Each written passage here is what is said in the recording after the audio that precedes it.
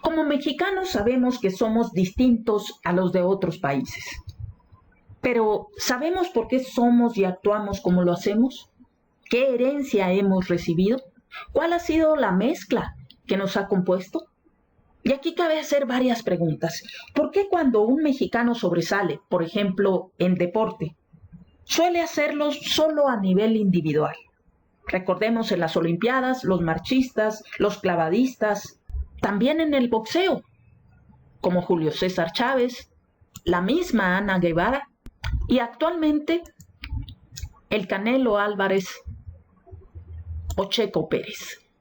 Pero ¿por qué cuando se trata de un deporte colectivo, como es el caso del fútbol, siempre está el ya merito? Otra pregunta sería, ¿por qué hay una ambivalencia en el mexicano? ¿Por qué por un lado tenemos un sentimiento de inferioridad y por el otro un acendrado complejo de superioridad que hace que de siempre, no de ahora, buena parte de la población se exteriorice siendo clasista, racista, elitista y más? ¿Y por qué en el mexicano promedio es muy común que se mantenga mucho tiempo en casa de los padres a diferencia de los de otros países? Para saberlo, es necesario conocer nuestra historia, nuestro origen. Y según un autor que ha estudiado acerca de la psicología del mexicano, nos dice que los mexicanos actuales tenemos 3 componentes: el componente indígena, el componente español y el que pudiera sorprendernos más, porque a lo mejor no lo contemplábamos, el componente anglosajón. Vamos al primero. El componente indígena.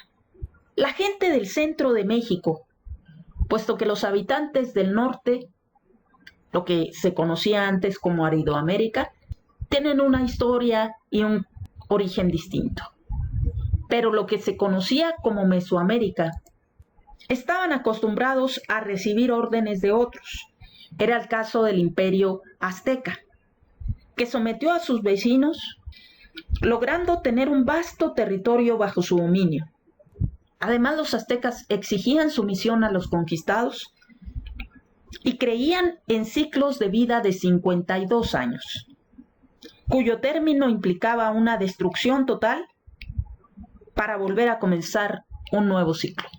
Y hay una coincidencia: a finales del siglo XV, hay que recordar que en 1492 se descubre América y para 1521 se da la caída de Tenochtitlan.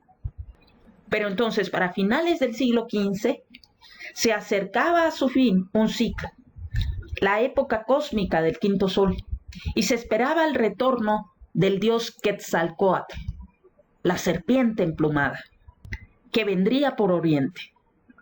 Por eso en un principio se confundió a los españoles con dioses.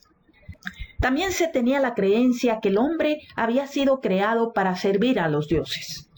Y es en ese sentido que uno de sus dioses más importantes perdía fuerzas al atardecer y al cruzar el mundo sombrío de la noche había que reforzarlo y alimentarlo con sangre humana, la fuente de la vida. Esto explica el porqué de los sacrificios humanos.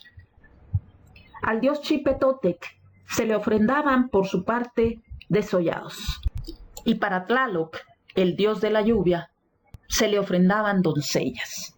Esto explica por qué, al momento que llegaron los españoles, se encontraron con una población acostumbrada al sometimiento, a una sociedad fuertemente estratificada, que en la actualidad continúa, dependiente de los dioses, así como con una actitud fatalista y resignada de su expectativa de vida.